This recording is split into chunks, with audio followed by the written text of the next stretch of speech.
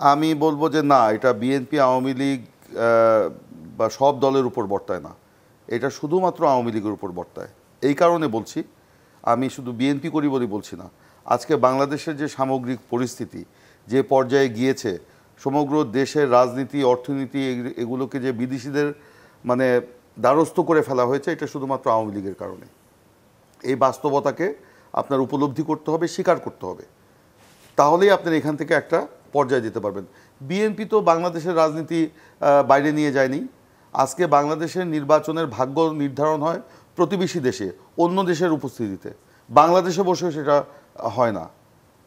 এটা তো বিএনপি করেনি, এটা তো আওয়ামী লীগ করেছে। আওয়ামী লীগের কারণে হয়েছে, কারণ তারা জনগণ ছাড়াই তারা নির্বাচনটি করতে চেয়েছে। তারা গণতন্ত্রকে কবরস্থ করে নির্বাচনী ব্যবস্থাকে ধ্বংস করে অন্য দেশের দিনের পর দিন আনুকূল্যে পশ্চিমা হস্তক্ষেপের অপেক্ষায় বসেছিল না।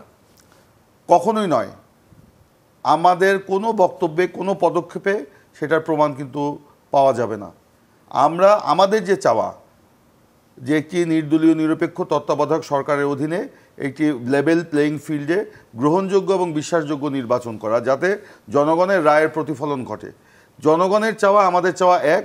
আমাদের চাওয়ার সাথে, জনগণের চাওয়ার সাথে মার্কিন যুক্তরাষ্ট্র, ইউরোপিয়ান ইউনিয়ন, এমনকি জাতিসংঘের যে চাওয়া প্রত্যাশা, তা মিলে গেছে।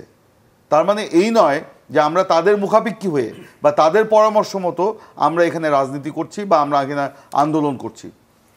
আমরা রাজনীতি করছি আমাদের নিজস্ব চেতনায়, নিজস্ব চাহিদা, নিজস্ব তাগিদে আমরা এখানে রাজনীতি করছি বা আমরা মানে কর্মসূচি নিচ্ছি।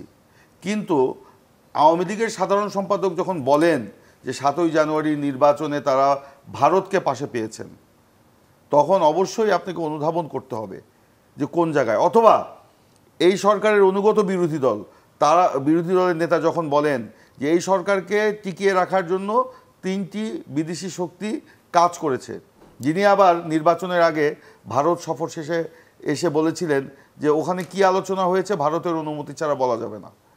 তো আজকে বলতেই তো হবে যে বাংলাদেশের রাজনীতি তো বাংলাদেশের ভিতরে নেই। আজকে দেবপ্রিয় ভট্টাচার্য অত্যন্ত একজন প্রথিতযশা মানে অর্থনীতিবিদ, প্রবীণ অর্থনীতিবিদ, যদিও তিনি আমাদের রাজনীতি বা এটার সাথে একমত নন, তারপরেও উনি যে বক্তব্য দিয়েছেন, আমি বলবো এটাকে আমি এটুকু বলবো যে এটা অত্যন্ত ভয়াবহ একটা বক্তব্য, যে বাংলাদেশের রাজনৈতিক নেতৃত্বের সার্বভৌমত্ব চলে গেছে এবং একই সাথে এটা বাস্তব বক্তব্য, বাস্তবতা বিবর্জিত নয়, বাস্তবতা নির্ভর এই বক্তব্য। এবং সেখানে আমি বলবো আর একটু যোগ করতে চাই, শুধুমাত্র রাজনৈতিক নেতৃত্বের সার্বভৌমত্ব নয়, বাংলাদেশের টোটাল সার্বভৌমত্বই আজকে চলে গেছে।